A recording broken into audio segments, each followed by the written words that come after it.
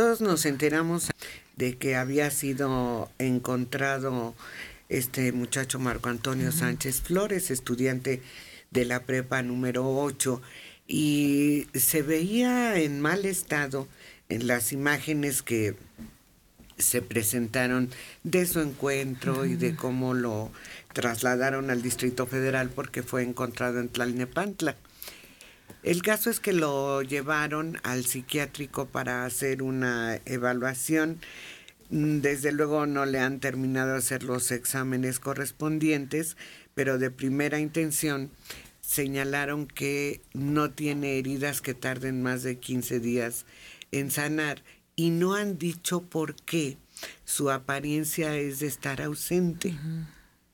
Sin embargo, el jefe de gobierno, Miguel Ángel Mancera, informó que Marco Antonio Sánchez, después de haberlo trasladado al psiquiátrico infantil con objeto de ser valorado y después poder rendir su declaración, se está esperando a que se haga la valoración, se termine de hacer la valoración para que él pueda rendir su declaración.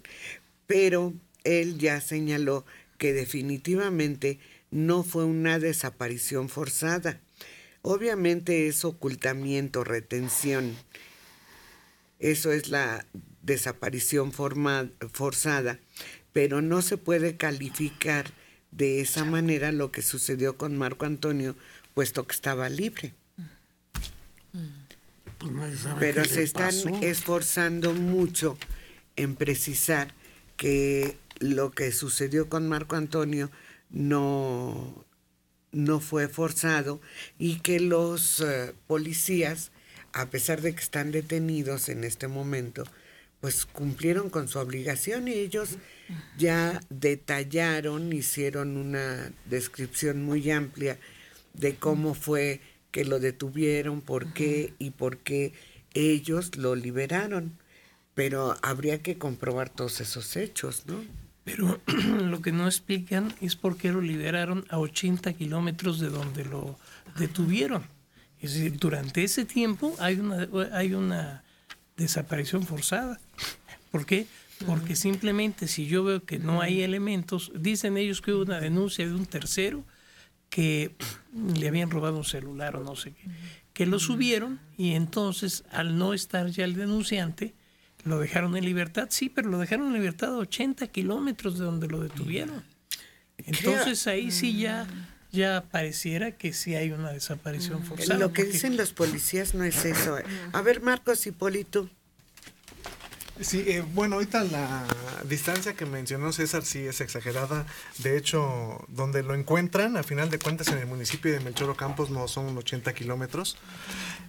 Inicialmente lo liberan los policías preventivos del sector Hormiga, cerca de donde ocurrieron los hechos, allá en la estación del metro El Rosario.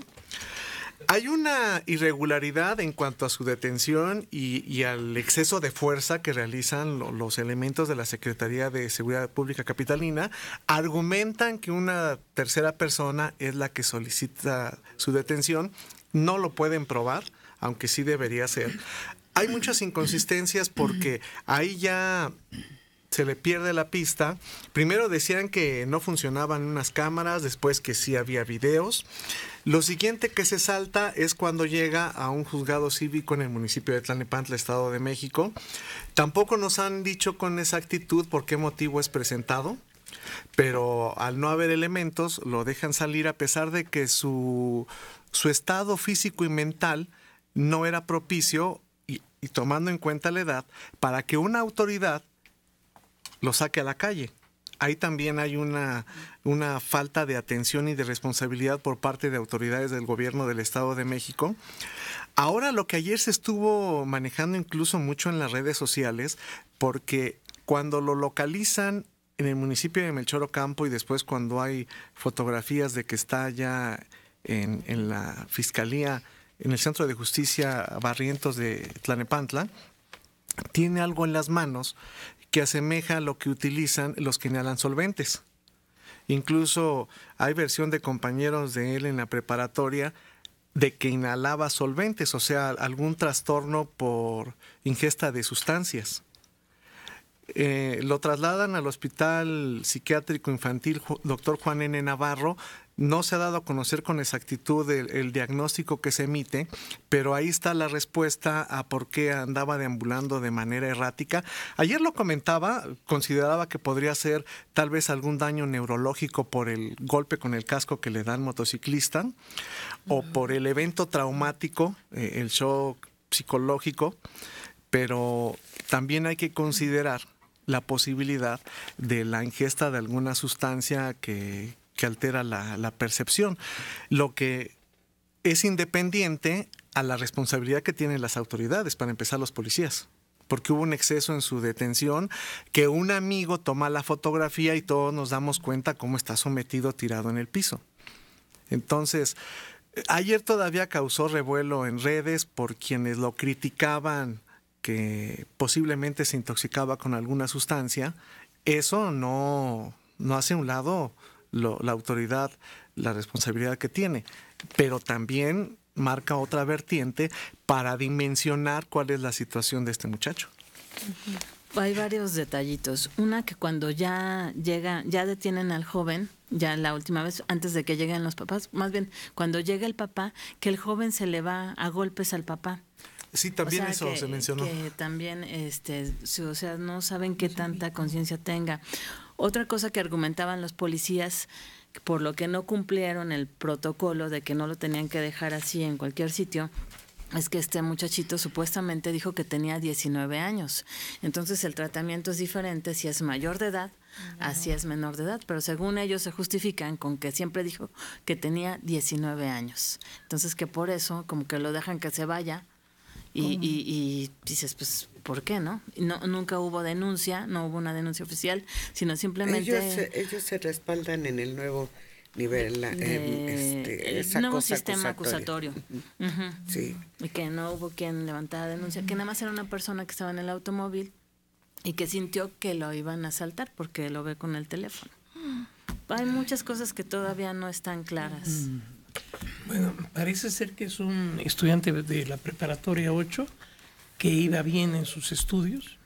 Aparte era un deportista, porque creo que es cinta negra de taekwondo. Sí, también. O sea, es muy extraño el asunto que de pronto se ponga tan mal sin ninguna causa aparente. Y lo que evidentemente estuvo muy mal es, viendo en la situación que estaba, que lo hayan dejado en libertad y que lo hayan trasladado a un lugar tan lejano. No sé si sean 80 kilómetros. No, pero ellos dicen que no lo trasladaron, ¿verdad? No, de hecho no se sabe cómo es que llegó a Tlalnepantla y después de Tlalnepantla cómo llega al municipio de Melchor Ocampo, lo que es una realidad y que muchos de nosotros lo hemos visto, como en la calle, aquí en la Ciudad de México, los policías andan viendo a ver qué sacan. Cuando detienen al motociclista que es repartidor y le exigen toda una serie de documentación, buscando el menor pretexto para sacar dinero, para extorsionar, para amenazar con que lo van a remitir al corralón, que todavía es peor la situación. También pasa con los automovilistas. Muchos ciudadanos se quejan de cómo se cometen los asaltos. Apenas anoche mencionaba un usuario ahí en Avenida Universidad y Río Churubusco.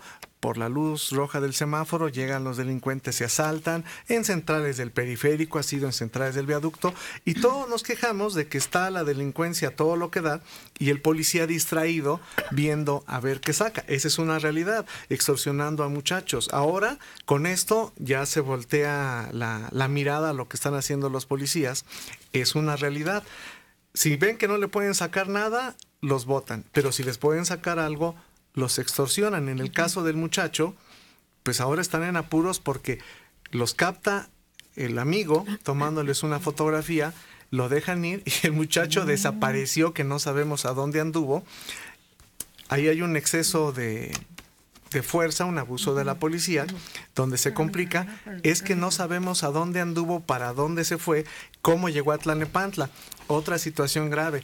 Hay un médico legista en una agencia del Ministerio Público o en el juzgado. ¿Cómo es posible que no hayan valorado esa situación y lo dejen ir?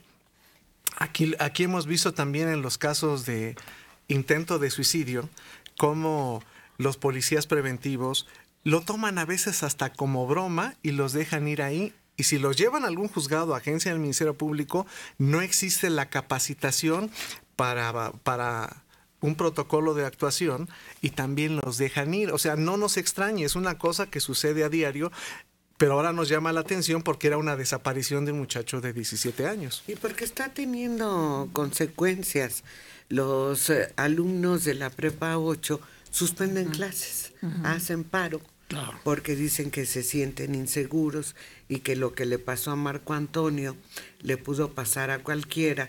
Y yo creo que es obligación del jefe de gobierno aclarar totalmente esta situación, que no quede una sola sombra de duda, porque sí, efectivamente, si los policías están rondando por las escuelas y esto sucede con un estudiante.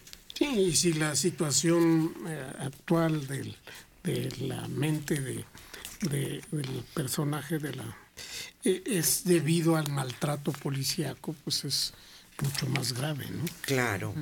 Que, pues, si le den una golpiza y queda un poco fuera o sea, desorientado, pues es consecuencia de la intervención de la fuerza pública. Porque en el examen que le hacen en el psiquiátrico dicen hasta que huele mal, que porque se ve que no se ha bañado, pero no dicen nada de que haya signos en él de que haya inhalado algún solvente o algo así.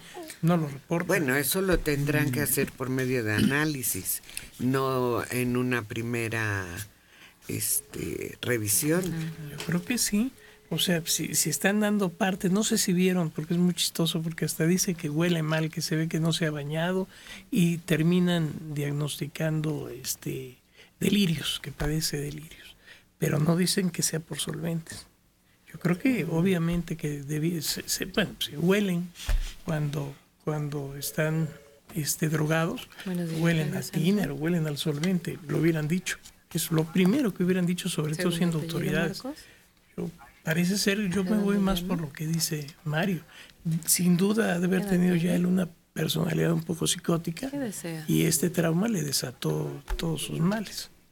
A mí me llamó mucho la atención la actitud de los policías, porque hacen unas grabaciones, las empiezan a publicar. Yo no sé si no hay alguien de la misma corporación que les asesore, porque salen con un pánico en el rostro los dos, pidiendo perdón. Ellos hicieron, según lo que dicen, no hicieron lo que tenían que hacer, siguieron órdenes, su protocolo, pero tienen familia, pero tienen miedo por sus vidas, pero tratando de justificar el actuar de ese momento. Finalmente pasaron muchos días desde que lo detienen hasta que lo sueltan. Ahorita pueden decir, pues lo dejamos ahí donde lo detuvimos.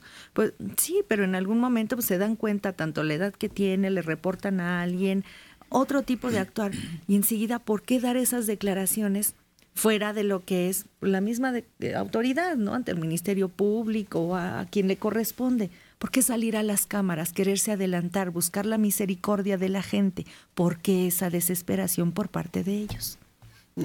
Porque los reporteros estaban ahí encima. ¿Cuánto tiempo le duró a su hijo? Eso sí tiene una explicación. Los reporteros fueron los que los buscaron. Yo te apuesto que ninguno de ellos salió a buscar a los reporteros. No se pueden reservar, ¿no? Finalmente. Lo que pasa es que la gente ahorita está muy enardecida por este claro. caso, y esto puede tener consecuencias sobre los policías o incluso sobre su familia. Desgraciadamente ahorita los ánimos están muy encendidos en cualquier situación de estas. La población está muy sensible. Tenemos desconfianza con las autoridades. Tú piensas que las autoridades están para protegerte y cuando sientes que está la duda...